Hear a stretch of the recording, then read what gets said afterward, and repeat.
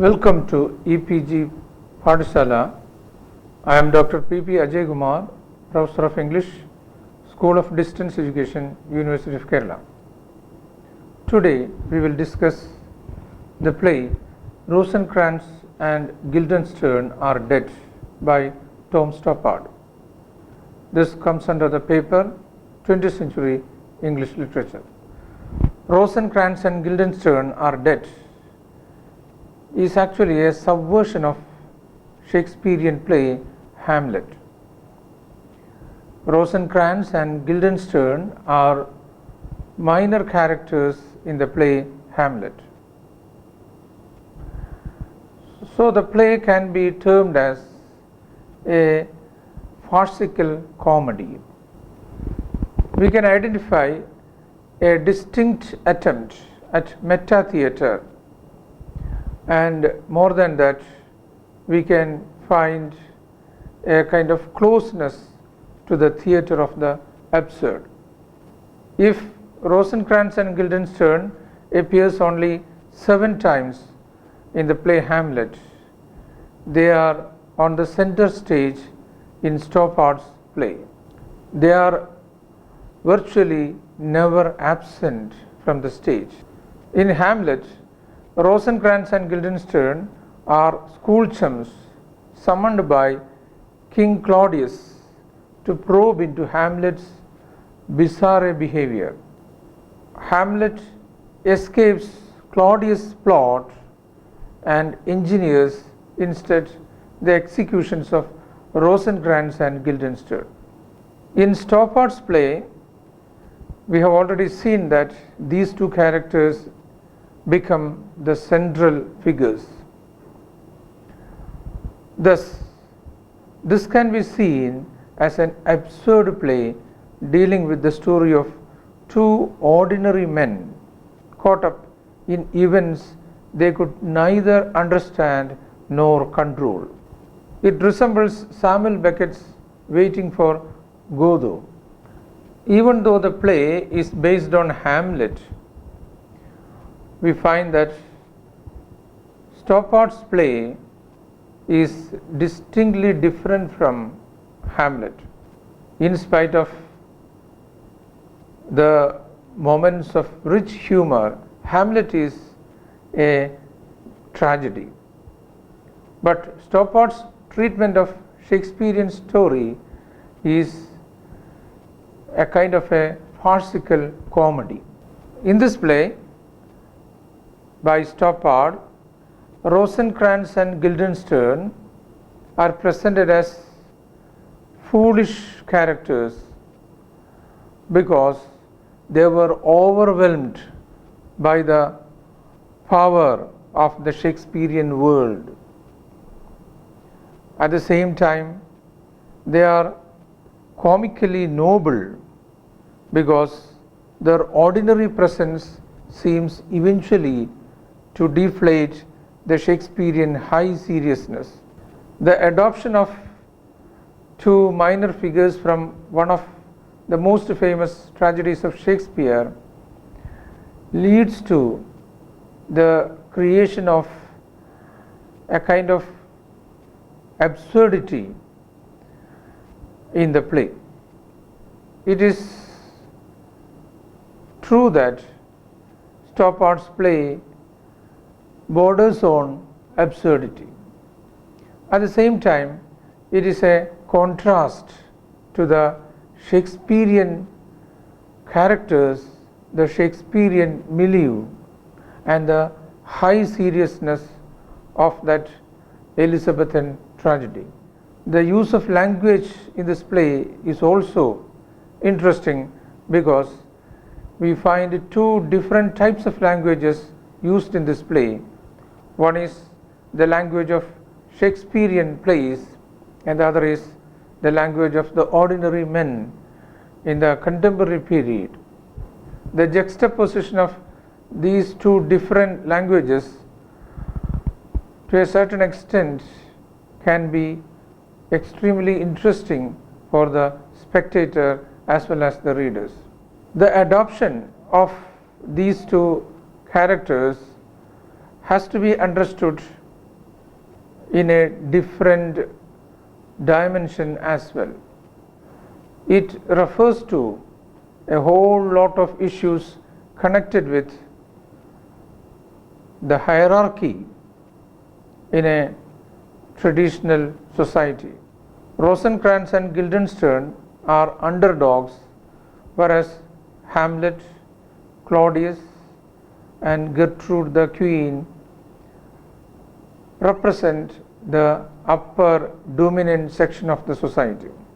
So the adoption of these two minor characters and their projection as the heroes in this play certainly has political relevance. Stoppard actually attempts to project this idea through his play. In this context, we can see the play as a kind of comic victory for the underdog.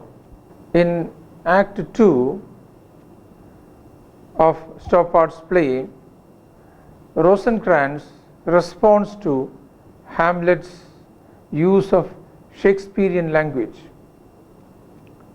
He comments that half of what he said meant something else, and the other half didn't mean anything at all. So the play Rosencrantz and Guildenstern Are Dead has to be understood as an experimental play. It is considered to be a parody. Parody is a technique that is used in postmodern writing.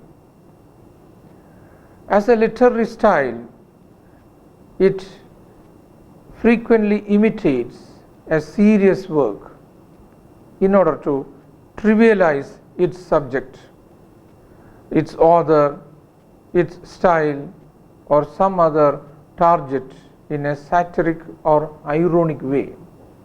There are various examples of parody, but Stoppard's play is a parody with a difference. It does not satirize the original play, that is Hamlet. On the other hand, it is quite respectful and appreciative of its source. We find that apart from Hamlet, it also is parodying Samuel Beckett's Waiting for Godot. The two main characters, Vladimir and Estragon, in Waiting for Godot are similar to the two characters in this play, Rosencrantz and Guildenstern.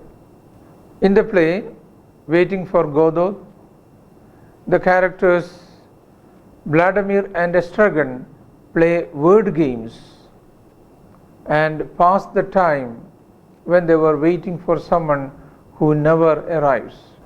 But the two men presented in Stoppard's play cannot be taken as victims of an absurd, meaningless world.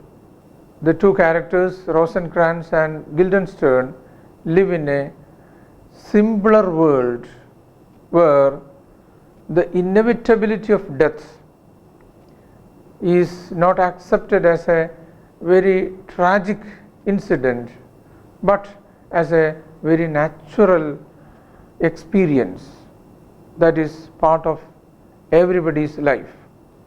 The play refers to death on many occasions, and at one occasion it is suggested that if human beings can calm their minds, they will easily realize that it is silly to be depressed by death. That is, it would be just like being asleep in a box. So death is trivialized here. The high seriousness associated with death in the Shakespearean tragedies is rejected. Its triviality its ordinariness is projected in this play. It is true that the play Rosencrantz and Guildenstern are dead is accepted as an absurd play by many. The concept of an absurd play is very much connected with the idea of the absurdity of modern life. The theatre of the absurd arose after the World War II and it flourished in the 1950s. The chief exponents of the absurdist theatre were Eugene Ionesco, Jane Jennett and Samuel Beckett. They rejected a kind of rational and ordered universe and tried to see human life as absurd and lacking any purpose. They eliminated realistic presentation of the plot and character and tried to present meaningless action on the stage to express the real experience of absurdity. Comparing Beckett's two characters and Stoppard's two characters, we find that Beckett's couple expects that Godot will come, whereas Stoppard's couple are unaware of what they are supposed to do. They were asked to do something by a faceless messenger from the court, while Stoppard's couple are not clearly aware of what they are supposed to do. They were asked to report to the king by a faceless messenger from the court. Another concept that is significant in relation to the play is Metatheatre. Metatheatre provides the central structural element of the play Rosencrantz and Guildenstern are dead. Just as in Hamlet, we find in this play metatheatrical scenes. Metatheatre refers to a drama within a drama.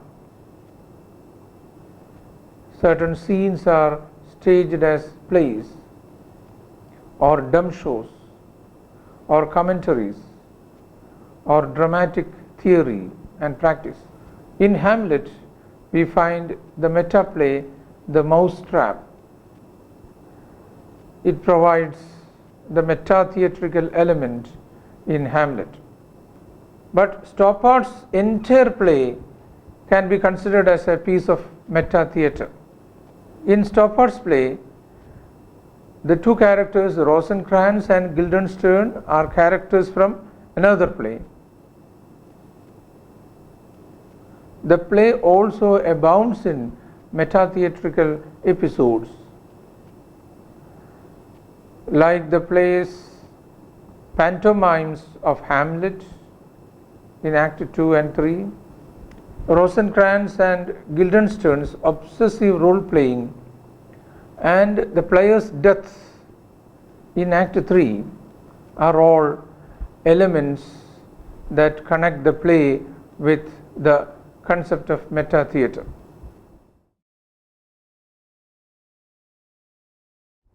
The most interesting part of the play is the way in which it has attempted to present the human predicament.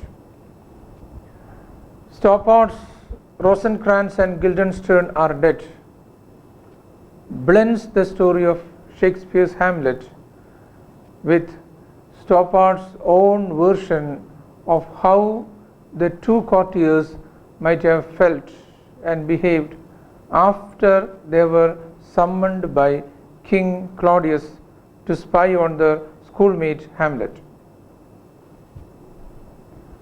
Stoppard tried in this play to elaborate on aspects of their lives that Shakespeare did not specify. What they might have done with Hamlet on the ship to England, and many things are unanswered in Shakespeare's play. Stoppard is making an exploration into those experiences which has not been dealt with in Shakespeare's play. So it is clear that Stoppard is playing with the absences in Shakespeare's Hamlet. But even when we say that there is not much connection between these two plays, in Stoppard's play, what we find is that Rosencrantz and Guildenstern meet with the same fate. It is because they die in Shakespeare's play, so they must die in Stoppard's play as well. It is the concept of literary fatalism. They are fated to die. So Stoppard uses this fatalism as a metaphor for the fate that awaits all human beings. He underlines the inevitability of death. It is clear from this that fate is something that has already been decided, something humans have no control over, something that will happen whatever human beings do. And the literary fatality comes from entering a world where events are already decided. So Stoppard does not attempt to change the fate that was allotted to Rosencrantz and Guildenstern by Shakespeare. The play also ponders over the theme of art and experience. Art and experience were considered to be on two different poles. At the same time, the interrelationship between the two has also been established by many thinkers. In Stoppard's play, he uses tragedies and their spokesperson to emphasize that art can create an illusion that is often more real and convincing than the experience of ordinary life. So Stoppard elaborates on this theme through the play. Sigmund Freud referred to the experience of death. He says that when we come close to dying in our dreams, we wake up or alter the dream so that we become spectators of ourselves. So as soon as we wake up, we lose that sight of death. But in art, we can experience death variously and safely, because death in art is not original death, so that we can come back to life. So in Stoppard's play, the theme of death is best summed up in the speech of Rosencrantz in Act 2. He says to Guildenstern, "Do you ever think of yourself as actually dead, lying in a box with a lid on it?" Quite honestly and significantly, Guildenstern says no. And Rosencrantz echoes his response, but then the usually dim-witted Rosencrantz touches on the essential problem. One thinks of it like being alive in a box. One keeps forgetting to take into account the fact that one is dead, which should make all the difference, shouldn't it? That means you would never know you were in a box, would you? It would be like being asleep in a box. So the concept of death, the experience of death, is beautifully presented in these lines. When human beings attempt to think about their deaths, they assume some kind of continued consciousness. So after characterizing death as a kind of a sleep, he associates death with a mortal dream state. But the speciality of the dream is that there is always the possibility of waking up, coming back to consciousness, coming back to life. It is true that Stoppard's play Rosencrantz and Guildenstern are dead achieved great success, and it asserted his position as a major playwright in English literature. He got high reputation as a playwright, and it is adjudged as a modern classic. The play Rosencrantz and Guildenstern are dead is an experimental play which has a novelty of its own. More than that, its political nature and its ability to destabilize the existing power structure is to be noted. We find that Stoppard's attempt to project Rosencrantz and Guildenstern and to present a whole world of ideas connected with death and social hierarchy through this play made it a masterpiece in world drama. I hope we have discussed some of the important characteristics of this play, and for a detailed analysis, please go through the play as well as the secondary materials suggested in the section for further reading. Thank you.